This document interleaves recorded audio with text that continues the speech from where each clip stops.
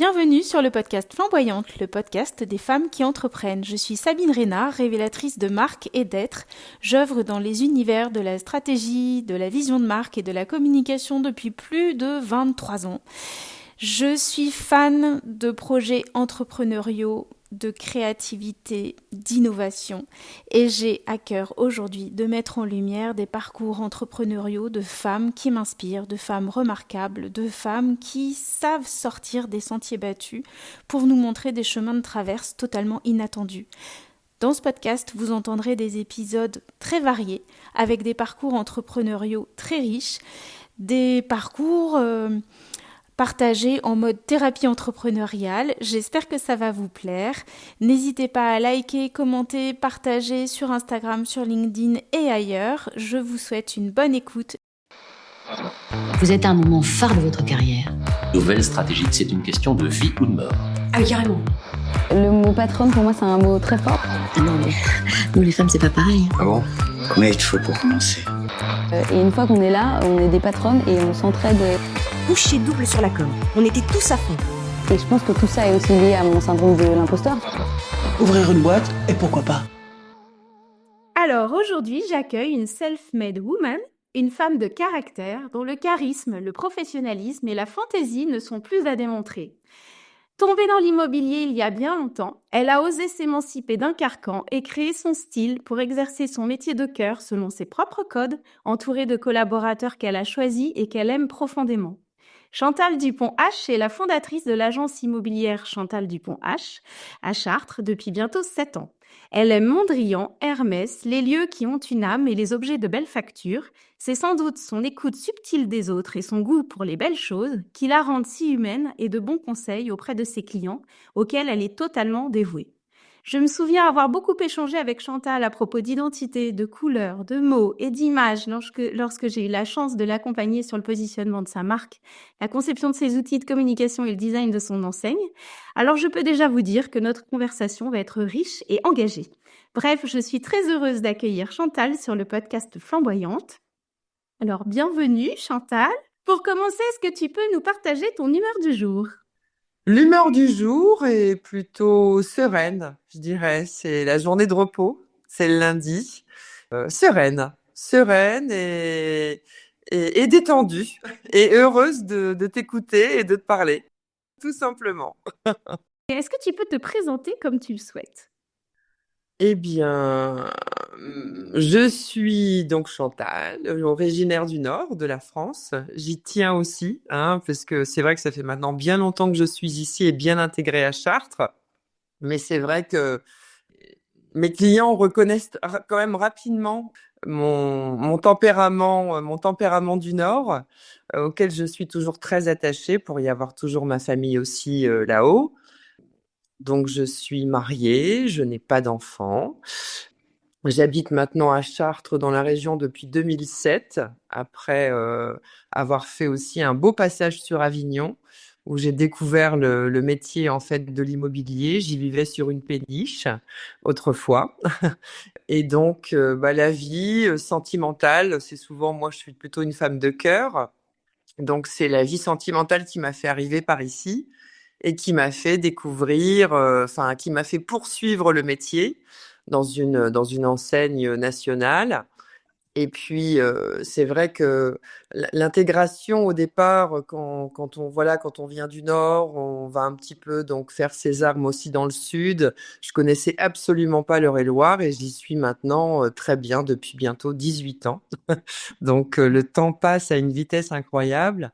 Et c'est vrai que j'ai trouvé ici des nouveaux amis, des gens très accueillants, une clientèle fidèle. C'est vrai que je pense que, hormis évidemment le Nord, où je suis restée évidemment une grande partie de ma vie, aussi en Belgique, je pense qu'on reste pas 18 ans par hasard dans une région si on s'y sent pas bien. Voilà, en 2 mots. Est-ce que tu peux nous dire ce qu'entreprendre t'a appris à aujourd'hui ? Alors, une grande liberté. Une grande liberté parce que c'est vrai que depuis l'âge de 22 ans, parce que j'ai fait quelques études de droit sur l'île et je travaille depuis l'âge de 22 ans. Donc, j'ai toujours travaillé pour quelqu'un pour des patrons, j'ai toujours été salariée.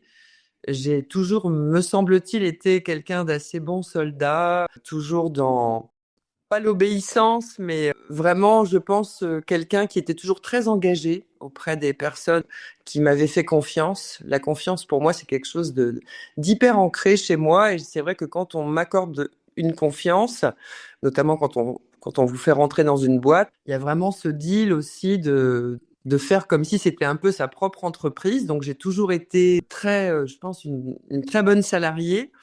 Et puis, je pense que il y a eu une période où j'ai plus eu envie d'obéir, je crois. Je pense que j'ai voulu m'émanciper. J'ai été aussi entourée de gens qui étaient beaucoup indépendants. Un ancien compagnon, un très bon ami sur Avignon qui était très entrepreneur, mon mari indépendant également. Donc, je pense que beaucoup de gens m'ont aussi poussée parce que c'est vrai que n'aurais pas un instant imaginé que j'aurais été capable en fait de monter ma propre entreprise.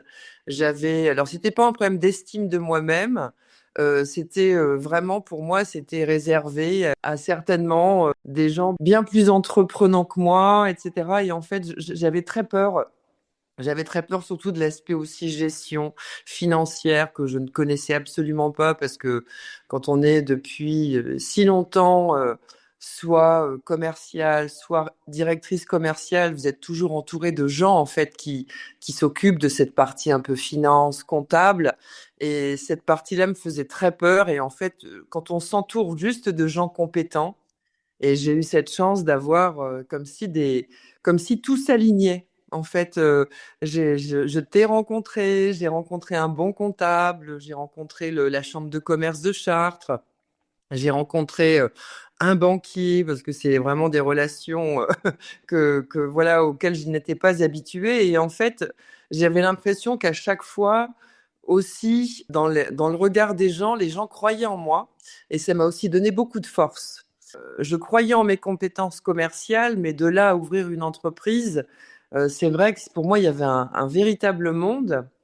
Et en fait, j'ai quitté mon entreprise en mai 2018 et j'ai ouvert en septembre 2018. Donc ça a été à une vitesse grand V, le temps de trouver le local qui me convenait. C'est vrai que tu parlais tout à l'heure de trouver l'identité, mais c'est vrai que j'avais l'impression que tout le monde me connaissait un peu déjà et qu'il n'y avait plus qu'à ouvrir ses portes. Et ça a été vraiment... le local a été le déclencheur, c'est vrai. Cette petite boutique un peu à l'ancienne, en plein cœur de Chartres, face à la cathédrale, dans les rues commerçantes. Je me disais, il y a pas meilleur endroit pour démarrer.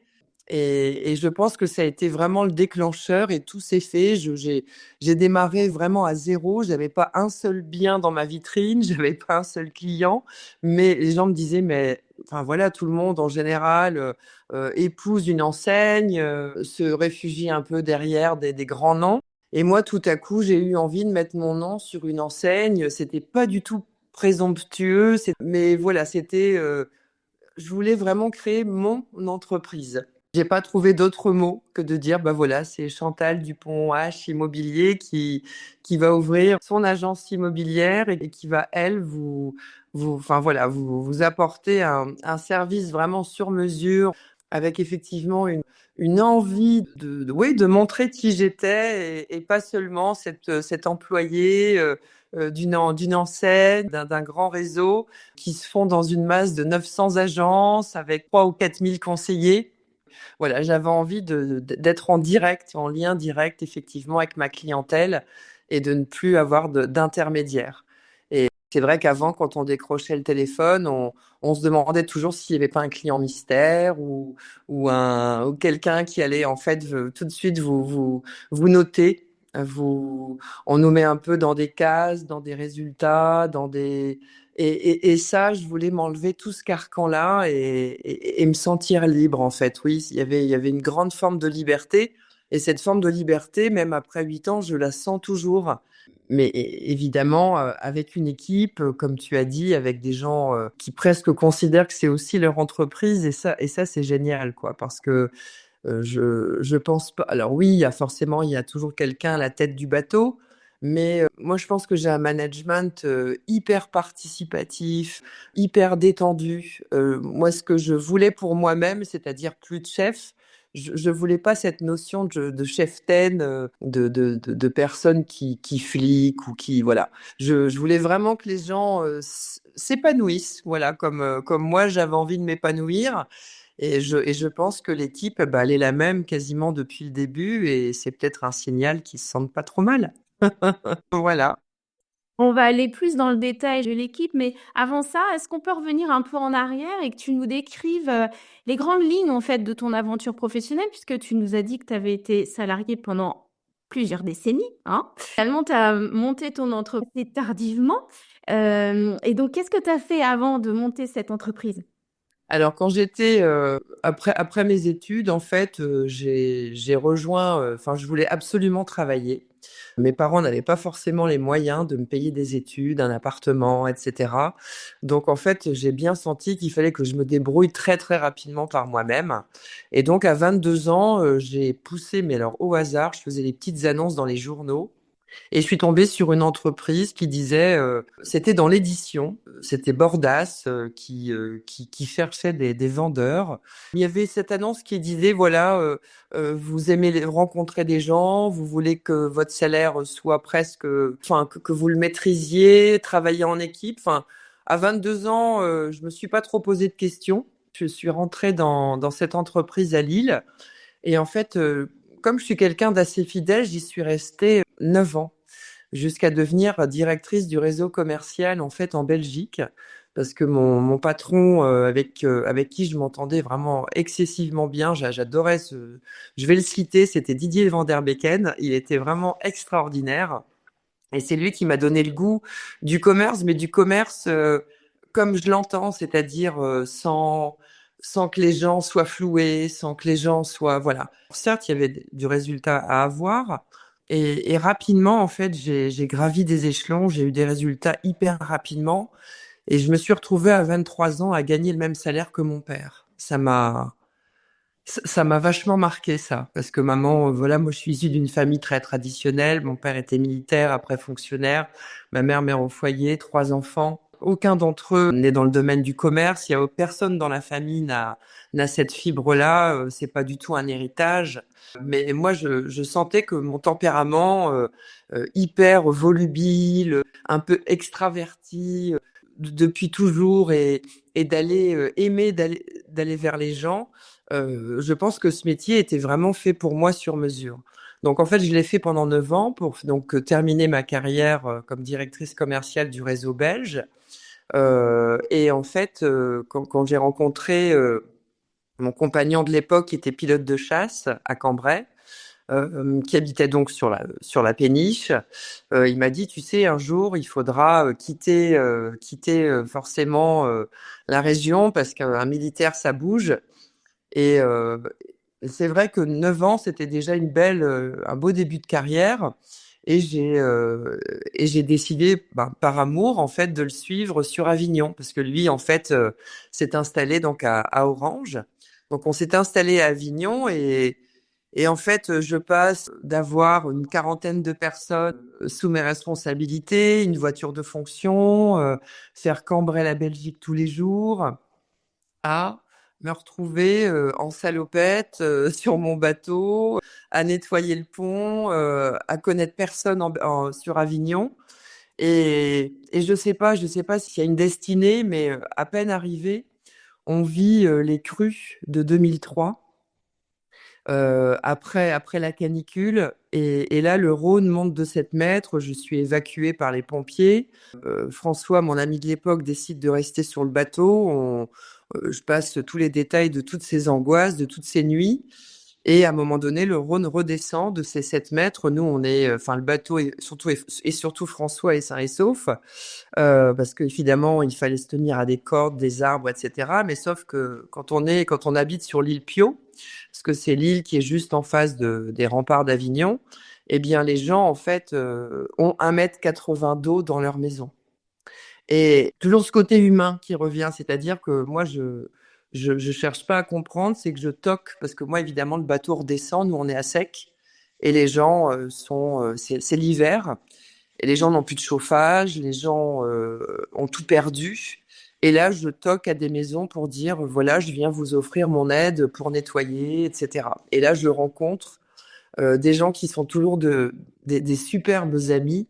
Et là, il y a un silence, c'est-à-dire qu'on te donne de quoi nettoyer, le limon, les objets qu'on peut récupérer, etc. Et il y a une solidarité comme ça qui s'installe et je passe des semaines à nettoyer, à nettoyer, à nettoyer. Et puis en fait, petit à petit, les gens commencent un peu à aller mieux, à accepter. Et là, on parle et on fait connaissance. Et on se rend compte qu'on a des points communs de dingue. Et puis un jour, leur beau-fils vient dans la maison aussi aider. Et là, il me dit, Chantal, tu fais quoi? Je dis, moi, là, je viens d'arriver, rien à part nettoyer, là, découvrir les affres de cette météo que je connais pas, qu'on a jamais connue dans le Nord, ni ailleurs, ni en Belgique. Eh bien, je cherche du travail. Et là, ce garçon, pareil, j'oublierai jamais non plus, qui me dit, écoute, j'ai un copain, moi, qui ouvre une agence immobilière, je te verrais bien. Je te verrais bien dans ce métier-là. La façon dont tu parles, dont tu t'exprimes, il dit, voilà, il ouvre son agence. Est-ce que tu veux le rencontrer? Et moi, comme je n'ai aucun a priori, comme quoi dans la vie, il faut déjà, je pense que c'est hyper important que ce soit sur les gens, surtout. En fait, on ne peut avancer que sans a priori. Parce que souvent, si je m'étais dit, oh, l'immobilier, il y a que des renards. Et en fait, tout mon karma était ouvert, en fait, à toute nouveauté, en fait. Et en plus, on m'accueille pas dans des locaux. On me dit, tiens, un petit resto, Chantal, pour faire connaissance. Alors moi qui suis une super bonne mangeuse, je me dis top. Un déjeuner informel, donc avec Eric Mollier, donc mon premier patron dans l'immobilier.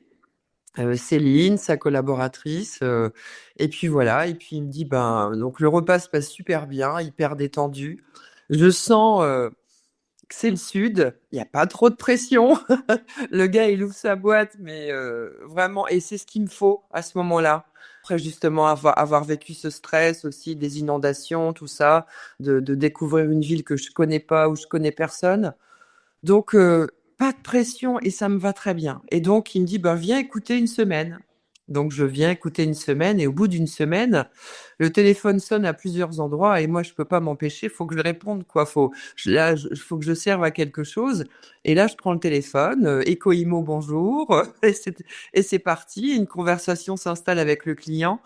Et là, j'ai vu quelque chose qui m'a fait super plaisir. C'est Eric regarde Céline, ils se font un clin d'œil et ils me regardent, ils me disent non mais on te garde.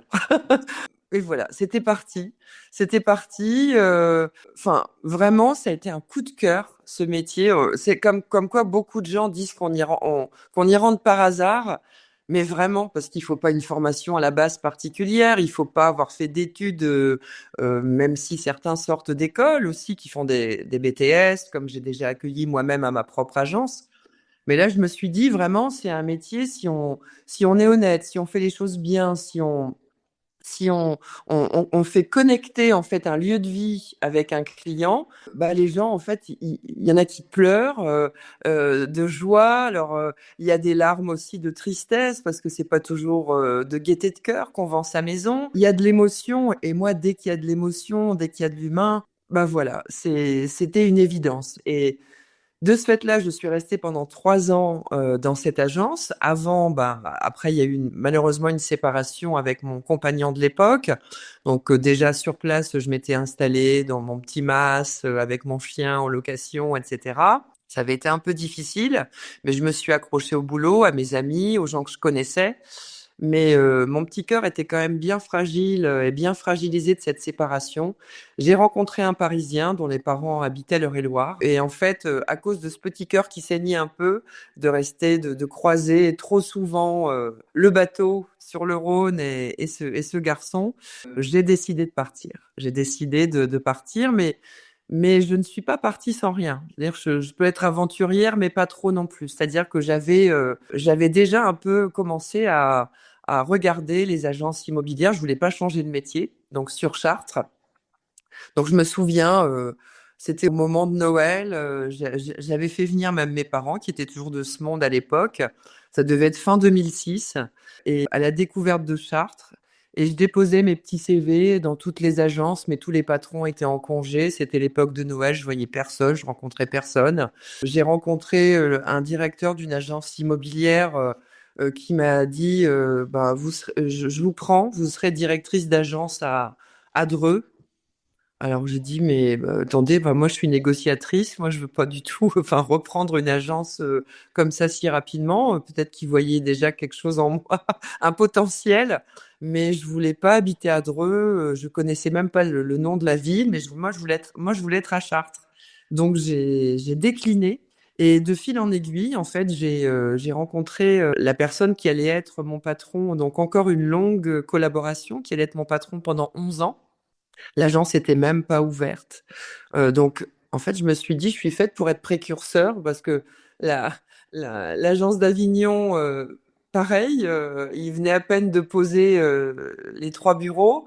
Et là, j'arrive à Chartres et c'est une ancienne bijouterie où c'est un chantier pas possible et on me reçoit dans un café. Donc, à chaque fois, on me reçoit soit au bistrot, soit au resto. Et là, ça match et il me dit vous pouvez intégrer l'agence dès le mois de février. Donc je me suis installée près de Maintenon pour faciliter le train de de mon compagnon de l'époque qui lui allait travailler sur Paris.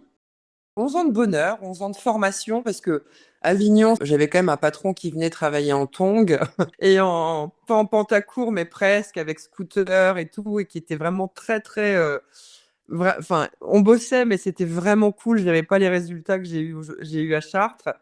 Et là, je passe des tongs, en fait, au costard cravate. Et en me disant, faut porter une veste que j'ai jamais portée pendant 11 ans. Bref, je voulais pas trop qu'on me façonne non plus. Je voulais garder cette liberté. Et on me l'a quand même laissé. Parce qu'on voyait bien que si on me donnait pas un peu aussi ma patte, ma façon d'être, si on veut me changer, et je pense que quand on veut changer quelqu'un, ça ne marche pas à tout niveau, que ce soit en amour, que ce soit au niveau professionnel.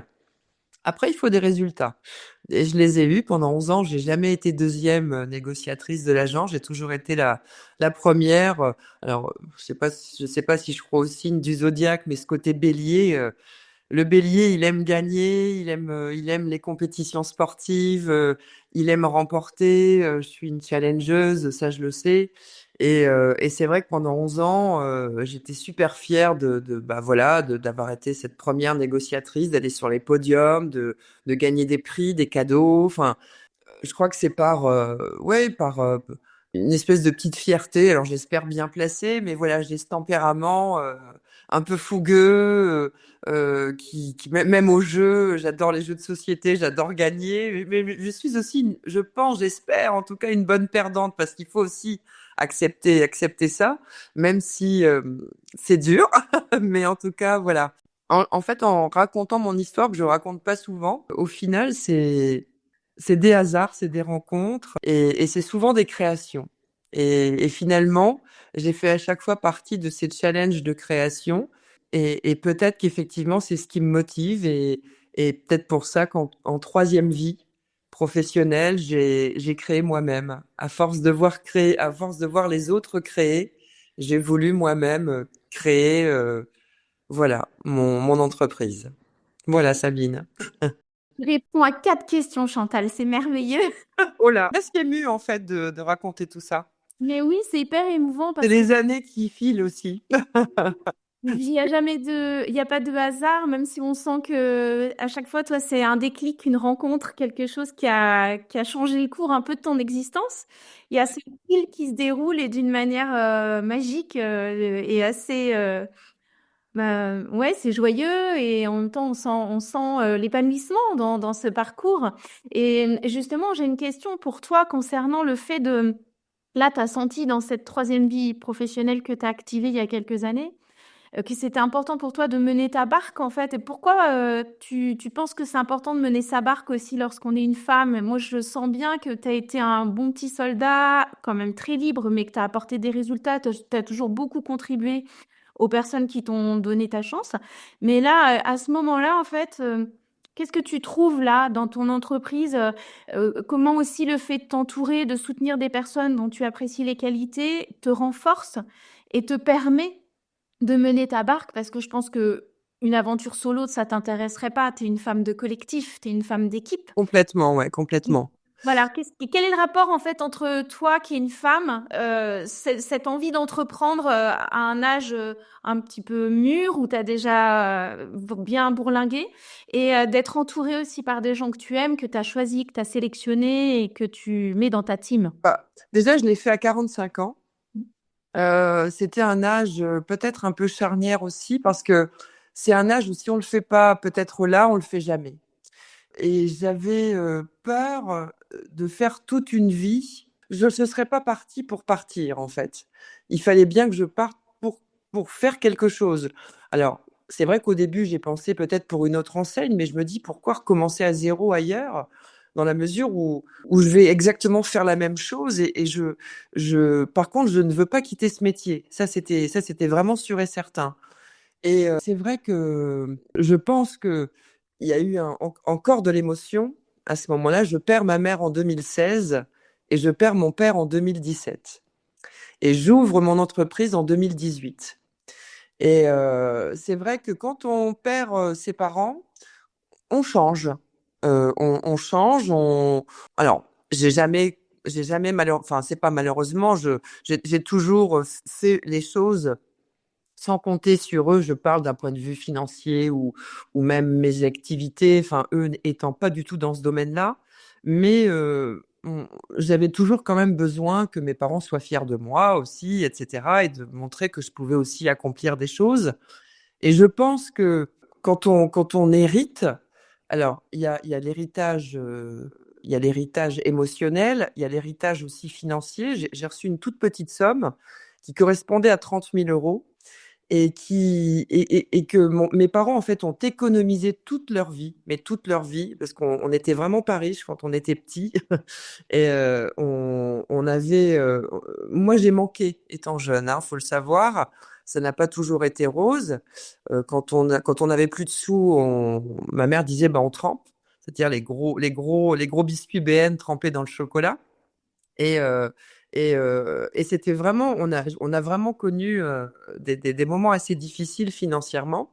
Et je leur ai promis, j'aurais fait une promesse, mais de l'au-delà, que ces sous qu'ils avaient économisés toute leur vie et qui me restaient je les ferais fructifier. Ça a été un peu un déclencheur aussi.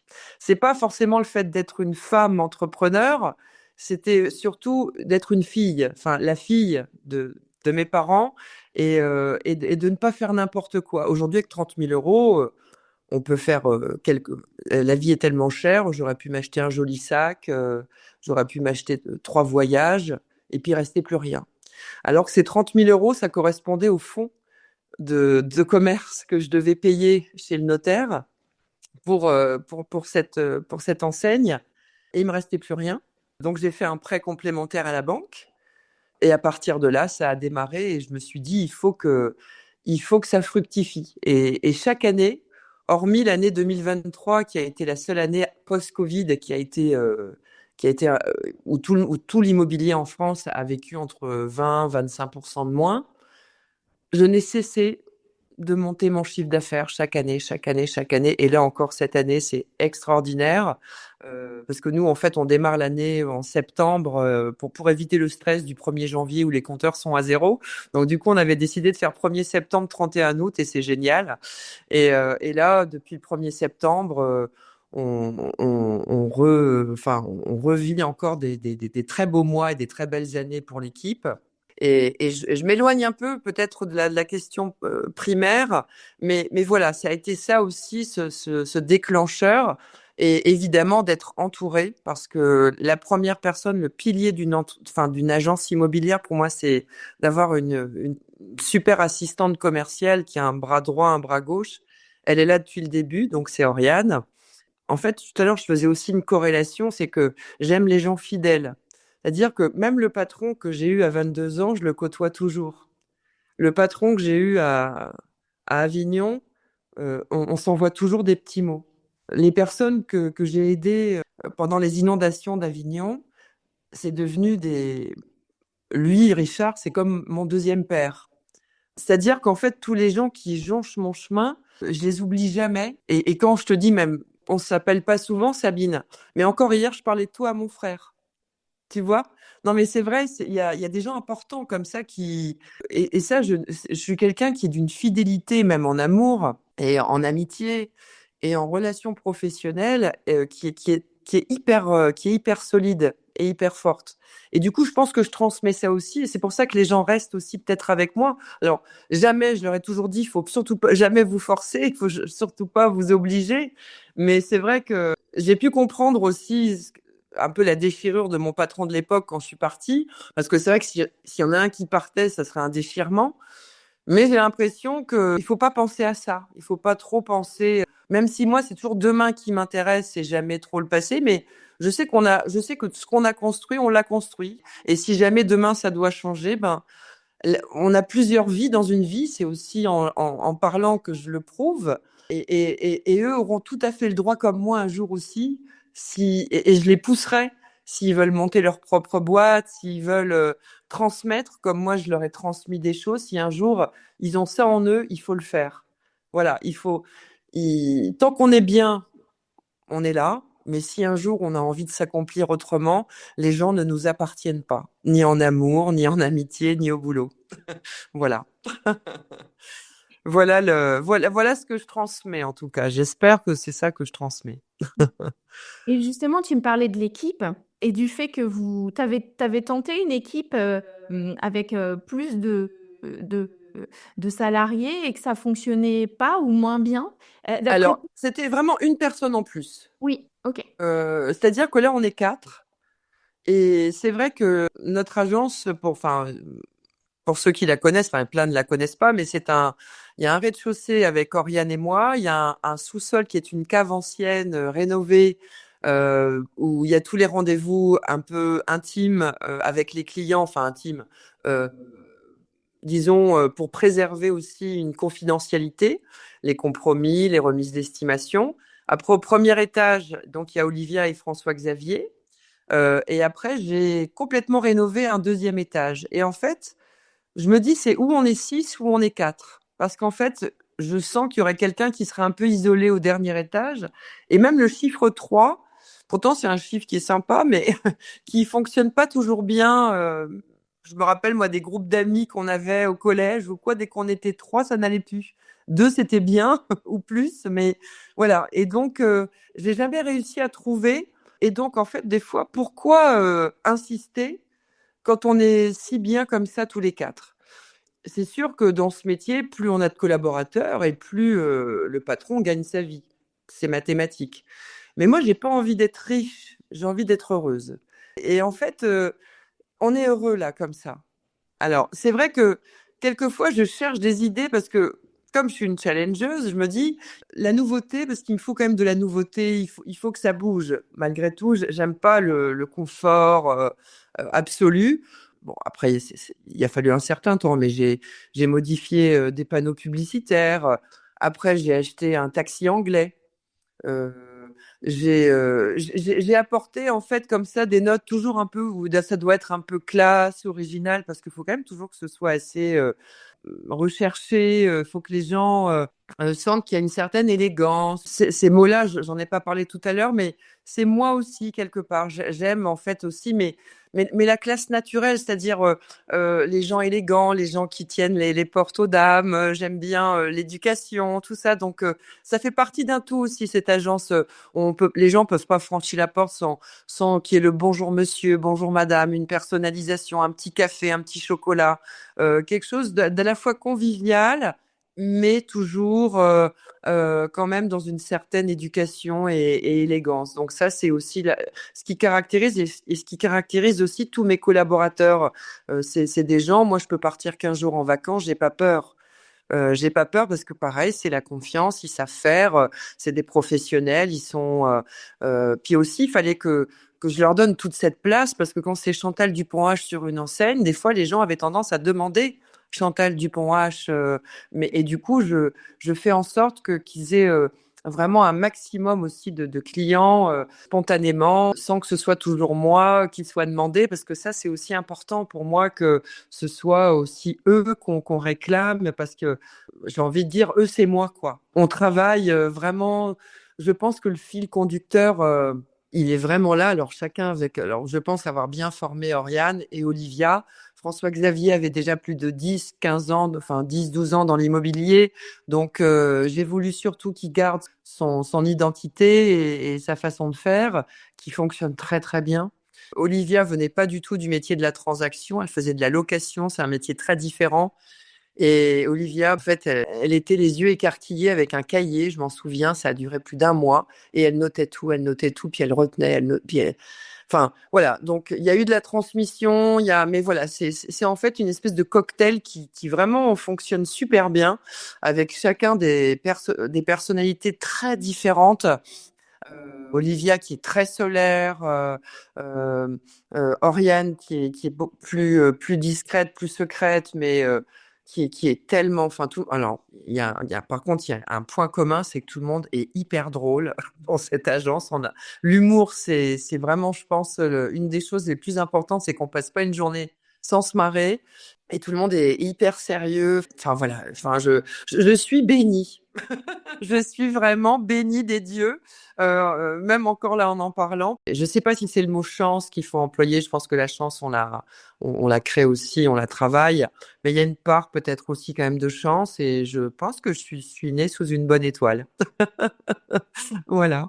Bon, on a compris qu'en fait, tu fonctionnais en mode famille. Est-ce que tu as des doutes encore? Est-ce que tu as connu des revers là durant ces 7-8 dernières années, humains, financiers? Est-ce que tu as des regrets? Est-ce qu'il y a des choses que finalement tu t'es dit: «Ah, j'aurais pas dû faire comme ça» ou tu as appris, justement de certains revers?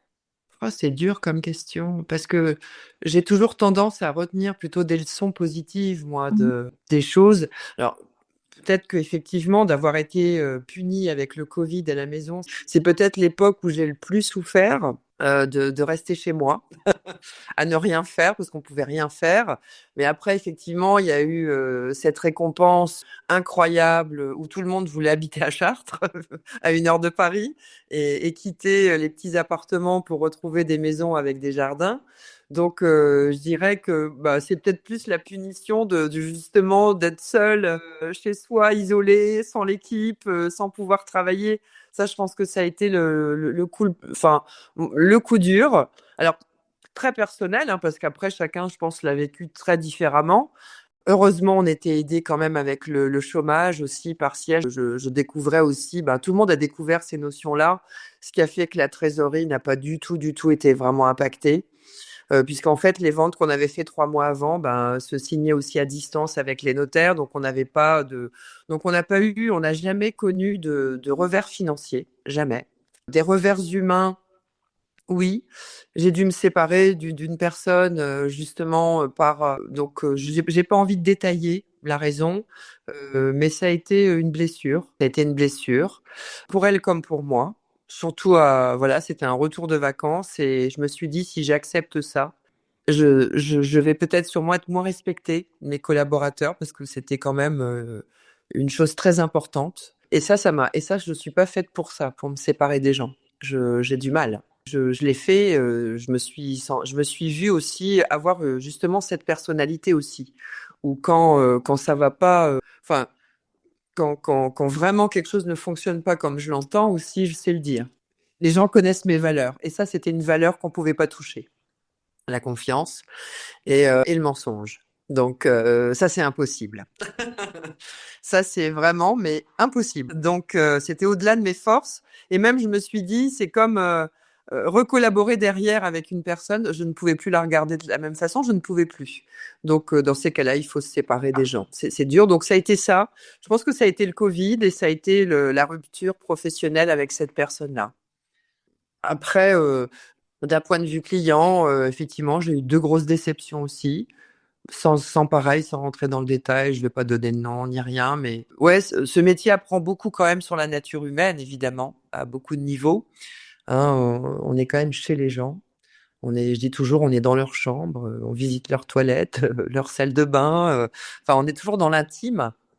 Et c'est vrai qu'il faut sacrément une dose de confiance, mais aussi une sacrée dose de protection. Sinon, moi, voilà, mon téléphone est ouvert, mais c'est vrai que des fois, les gens peuvent vous appeler pour demander s'ils peuvent visiter dimanche, s'ils peuvent visiter lundi ou tard. Et alors, c'est sûr qu'on a une grosse disponibilité, mais quand on est entrepreneur, il faut faire attention à ne pas se laisser trop manger par ça. Et là où j'ai eu peur il y a pas longtemps, c'était en fin d'année, j'ai eu peur du burn-out. C'est un mot que j'ai employé. J'ai été voir un médecin. Donc, je me suis dit, attends, mais en fait, j'ai la chance de pouvoir vite me rendre compte des choses. Et la première chose que j'ai faite, c'est que j'ai pris des vacances. Et j'ai rencontré un médecin extraordinaire qui me disait, en fait, vous n'êtes pas du tout dans un burn-out, vous manquez juste de sérotonine, cette hormone du bonheur. On devient quelquefois des machines et on oublie notre propre vie et notre propre repos et penser à nos loisirs. Ça, c'est hyper important. Il faut prendre du temps un peu. Alors, c'est facile à dire prendre du temps pour soi. Mais en fait, moi, comme je n'abandonne jamais le navire, bah, je réponds toujours un peu trop aux messages, aux mails, à tout ça. Et en fait, la fatigue aidant de la fin de l'année, le temps, l'absence de soleil, etc., fait que tout à coup, j'ai senti que j'avais plus de bonheur. Je ne ressentais plus ça. Et du coup, je me suis dit, faut que j'aille voir un médecin, j'ai peur. J'ai peur de flancher. Et en fait, le médecin on a parlé une demi-heure, il m'a dit, je vous fais pas payer, il faut juste qu'on parle. Ok, super. Mais toujours ces rencontres incroyables, Sabine. Il me dit, voilà, la sérotonine, ça met 15 jours, 3 semaines à revenir. Il dit, c'est ça qui vous manque aujourd'hui. Bon, on manque de soleil, je peux vous filer un peu de vitamine D, mais vous avez besoin de vous arrêter et de stopper votre téléphone, de penser à vous. Et c'est ce que j'ai fait. Et je suis revenue sans avoir besoin d'avoir pris un cachet ou un machin pour me dire, oh là là, ça va pas, etc. Mais rien du tout. Juste du repos pour récupérer cette fameuse sérotonine qui me manquait.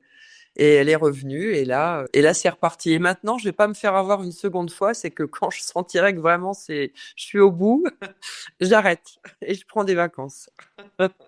Voilà.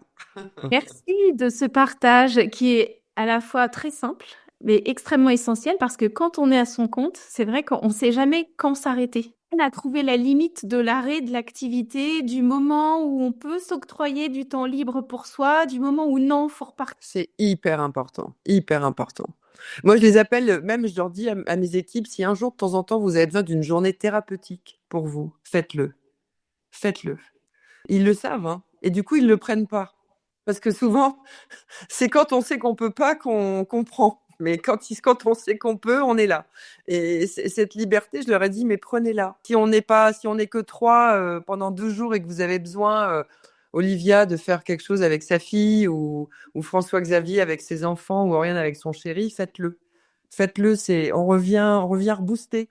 Et moi, j'incite vraiment tous les gens qui m'écouteront à prendre de temps en temps cette petite journée thérapeutique qui fait du bien. Je l'ai fait il y a pas longtemps. Un mercredi, je suis allée voir le musée Bourdelle à Paris. Je suis allée flâner. Voilà, j'ai flâné. Il y a une interview d'une femme que j'adore. Ah, je perds le nom. Regardez-la sur YouTube. C'est celle qui avait créé. C'est une dessinatrice de bande dessinée qui est malheureusement aujourd'hui décédée. Elle s'appelle, ah mince, elle a fait, oh, c'est l'âge, hein, je perds la mémoire, ça me reviendra. Mais alors, le début de l'interview, c'est, qu'est-ce que vous faites quand vous ne dessinez pas? Je flâne. J'achète des fringues. Voilà ce qu'elle dit. Je ne fais pas de tennis. Je n'ai pas d'enfants. Je ne vais pas dans des dîners mondains. Je flâne, je glande. Et j'adore. Et j'adore cette nana parce que déjà, elle est d'une beauté divine dans cette interview. Et en fait, voilà, c'est ce que j'incite à faire quand on est très fatigué. C'est alors, couper son téléphone complètement. Je pense que c'est un peu compliqué, mais en tout cas, faire autre chose. Prendre du temps pour soi. Et peut-être qu'il faut le faire avant d'être très fatigué. Et avant d'être très fatigué, tout à fait. C'est à installer Tout à de fait. manière quotidienne pour Tout ne à pas arriver à la fatigue. On n'est pas des machines, ça c'est sûr. Ça c'est sûr. Mm. Chantal, est-ce que tu peux nous dire brièvement quels sont tes projets, comment tu vois l'avenir? Bon, là, on a compris que tu étais bénie des dieux et Non, enfin, je veux pas que ce soit pris comme quelque chose de prétentieux, mais non. on bosse pour ça. Mais là, pour l'instant, c'est vraiment, il y a pas quelque chose là en ligne de mire vraiment d'extraordinaire à dire. C'est vraiment de maintenir ce cap. En fait, 6 7 ans, c'est long, mais c'est court aussi. Hein, il faut jamais non plus. Ça, c'est moi, je me remets toujours en question. Hein, attention, hein, on n'est pas du tout sur des acquis. Moi, pour moi, douter, c'est quand je vois des gens qui parlent des fois d'eux avec une telle presque un peu d'arrogance, moi, j'arrive pas à ça. Pour moi, il faut toujours se dire que rien n'est jamais acquis dans quelque domaine qu'il soit. Faut être aussi conscient de ce qu'on est, de ses compétences, mais attention, on est quand même dans un monde fragile. Les gens ont peur aussi, je le sens. Nos clients, on doit les rassurer. La politique ou les informations ne nous aident pas à être complètement sereins. Donc, il faut quand même anticiper. Moi, j'ai pas anticipé, par exemple, mais pas beaucoup de gens, hein, ce post-Covid où tout à coup les taux sont passés de 1 à 4. Alors, je parle pour mon métier, hein, où tout à coup les jeunes accédants n'étaient plus là, ne pouvaient plus acheter. Ça m'a rendu très triste. C'était d'ailleurs tout à l'heure dans les choses qui étaient un peu plus négatives dont on parlait. C'est vrai que de ne plus voir de jeunes projets, de jeunes couples pouvoir acheter leur premier appartement ou leur première maison, eh ben c'est dur. Il y a des familles où il y avait des prêts familiaux, mais tout le monde n'a pas les moyens hein, de donner de l'apport à ses enfants et je trouvais ça hyper triste. Du coup, j'ai perdu le fil. Je suis partie sur mes primo-accédants. Et par rapport à un objectif où tu disais que tu Ah avais oui, pas de cela, tu veux par maintenir le rapport. cap. Donc c'est maintenir le cap surtout, maintenir le cap parce que on, 6 7 ans, comme je disais, c'est pas non plus une vieille boîte. C'est quand même une jeune boîte encore. Et c'est de vraiment poursuivre, voilà, de concrétiser les projets des vendeurs qui poussent la porte parce que voilà, vous avez des vendeurs qui veulent pas d'agence, mais tous ceux qui veulent des agences et qui veulent nous, eh ben, on est là pour eux. Moi, j'ai jamais été. Des fois, on pourrait dire vraiment quelle imposture. C'est quand même beaucoup d'argent, ces commissions, etc. pour vendre une maison ou un appartement. Mais tout le reste du travail, 99% du travail qu'on fait est gratuit. Il faut pas l'oublier. Les estimations, les visites, la prospection. Des fois, on a un mandat et puis c'est le petit copain d'à côté qui vend et on a travaillé des mois et des mois sur une maison. Alors, c'est vrai que tout ce service-là, en fait, est offert. Donc, c'est au moment où on a une offre et une vente que là, on rentre dans le processus du compromis, du financement, etc. Mais on vend pas non plus tous les jours. Faut pas se leurrer. Et c'est vrai que comme quand même, c'est symbolisé par quand même pas mal d'argent. Il faut un service vraiment sur mesure, haute couture. Et c'est ce qu'on fait. Donc, les objectifs, c'est de garder ce cap, de donner à ce métier une belle image aussi. Parce que nous, on force pas les gens à travailler avec nous. Les gens poussent notre porte, nous appellent. Donc, on va très, très peu quand même vers eux. Moi, j'aime pas trop la prospection, en fait, d'aller sonner chez les gens, tout ça. C'est pas, j'aime pas trop déranger. Donc, on a cette chance. C'est vrai que si certains qui m'écoutent voudraient créer une agence immobilière, il faut quand même énormément de relationnel et de bouche à oreille aussi quand on fait pas partie d'une franchise. Et j'ai cette chance que chaque jour, il y a vraiment quasiment chaque jour, Sabine, les gens disent, ben, j'ai entendu parler de vous, j'ai vu vos avis Google, un tel a vendu sa maison avec vous, ils ont été tellement contents du service qu'on vient vous voir. Et donc, c'est vrai que, voilà, on le mérite et j'en ai pas honte. J'en ai pas honte du tout parce que c'est vrai que c'est des fois, faut pas trop regarder en fait trop les réseaux sociaux, les critiques, les machins, parce que c'est horrible.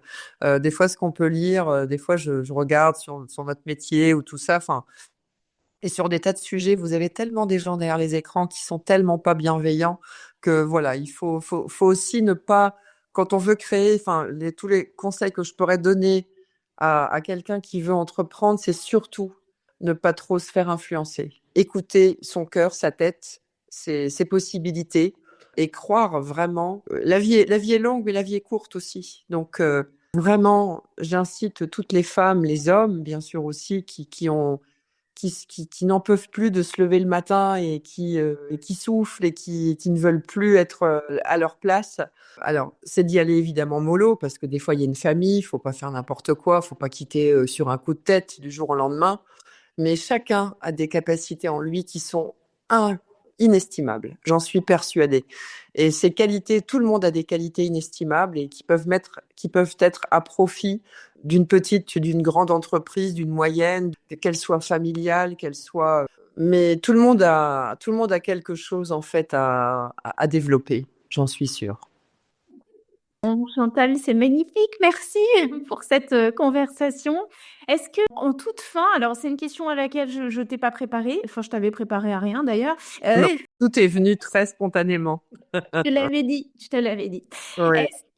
Est-ce que tu peux me dire, si tu as une idée tout de suite maintenant, sinon tu me le diras hors podcast, qui tu aimerais entendre sur ce podcast? Est-ce qu'il y a une femme flamboyante qui t'inspire toi et qui entreprend, qui est accessible? Parce qu'en fait, moi, je mets à l'honneur des femmes qui sont accessibles, qui incarnent des valeurs d'inspiration, qui y vont, quoi, mais qui n'ont pas forcément des entreprises cotées dans les CAC 40 et qui nous semblent complètement lointaines et auxquelles on ne peut pas s'identifier. Si tu penses à quelqu'un, Tout de suite, ouais.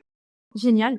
Anne Moreau, qui habite à Dubaï, qui depuis maintenant beaucoup d'années, en fait, moi je la trouve assez extraordinaire, c'est qu'à la fois elle a suivi son mari dans toutes ses aventures professionnelles, puisqu'il est pilote, il a été pilote de chasse, puis pilote de ligne.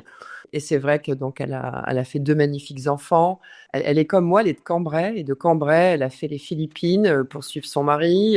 Elle est revenue pour le Covid, louer un appartement toute seule à Cambrai pour que ses enfants soient pas enfermés avec la dictature philippine.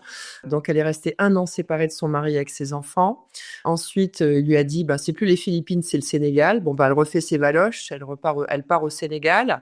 Bon, finalement, c'est plus le Sénégal, c'est Dubaï. Et en fait, elle avait besoin, au fond d'elle, d'entreprendre. Et de ne pas toujours, je pense, parce que pareil, les enfants, fallait suivre aussi la scolarité, le métier de son mari. Alors c'est vrai qu'évidemment, pour certains, ça pourrait être facile de se dire, oui, mais bon, ils ont des moyens, etc. Certes, mais en fait, s'accomplir, c'est pas toujours qu'une question de moyens. Et en fait, moi, elle m'épate, parce qu'en fait, elle a créé son entreprise qui s'appelle Anne-BO, Anne-BO, en créant en fait des patrons pour les vêtements. Et en fait, moi, je la vois maintenant. Donc, elle a mon âge. Elle est belle comme un cœur. C'est elle qui se met aussi en avant sur les réseaux sociaux pour montrer toutes ses créations. Donc, elle crée des patrons et en même temps, elle coud. Et en fait, je sais qu'elle aimerait. Elle a énormément de talent et je sais qu'elle aimerait se faire connaître encore davantage. Je sens que ça monte un petit peu là, mais c'est vrai que j'aimerais beaucoup qu'elle puisse peut-être expliquer aussi son parcours, parce que Dieu sait que quand on la connaît bien, moi je la connais depuis que j'ai 17 ans, donc encore quelqu'un que je connais depuis longtemps et on a le même âge aujourd'hui. Et c'est vrai que je pense que ça serait bien, effectivement, je pense qu'elle serait assez open pour qu'on puisse parler de la création de sa petite entreprise Anne-BO. Voilà. Merci Chantal, qui me donnera ses coordonnées. Je te remercie sincèrement pour cet entretien et puis pour la sincérité avec laquelle tu nous as partagé ce parcours qui a l'air de couler de source, mais on a bien compris que il n'était pas que fluidité et facilité non plus. Oui, non, c'est vrai. Merci à toi, Sabine, parce que c'est vrai que voilà, on fait partie d'un quotidien de gens avec une agence, un machin. C'est vrai que reparler de tout ça, ça m'a fait beaucoup de bien aussi. Et puis, ça n'a pas toujours été simple. J'ai pas tout raconté, mais il y a eu vraiment des périodes aussi assez difficiles, même à Chartres, quand je suis arrivée. Il faut se dire aussi que les coups durs, alors évidemment, il faut le caractère qui va avec, mais les coups durs, ça fait aussi des coups de cœur derrière. Et oui, et quand des fois le pied va au fond de la piscine, il faut vraiment mettre un bon coup et on peut remonter. Et je crois vraiment toujours que, voilà, il faut toujours avoir le bel espoir, voilà, et surtout s'écouter. Et surtout s'écouter. Surtout se sentir à sa place. C'est ça qui est important. S'écoutons. Merci Sabine. Ça, c'est le mot de la fin. Merci Chantal, je t'aime beaucoup. Merci infiniment d'avoir si bien représenté pour cette heure d'entretien, comme on dit, thérapie entrepreneuriale flamboyante. Merci beaucoup Sabine. Merci beaucoup. Ça m'a beaucoup plu et ça m'a fait beaucoup de bien. Je t'embrasse À Chantal. bientôt.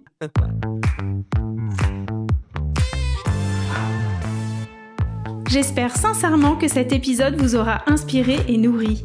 Si vous avez aimé cet épisode, je vous remercie de soutenir Flamboyante et Entrepreneur en vous abonnant, en allant déposer des étoiles et un commentaire sur Spotify, Podcastix ou Apple Podcast, en partageant l'épisode sur vos réseaux ou encore en invitant votre entourage à l'écouter. Si vous souhaitez me joindre, si vous voulez découvrir mon approche ou encore lire mes 3 livres publiés aux éditions Marie-Claire, retrouvez-moi à sabinerenard.com. Rendez-vous le mardi toutes les 2 semaines à 7h sur toutes les plateformes pour un nouvel épisode. À bientôt!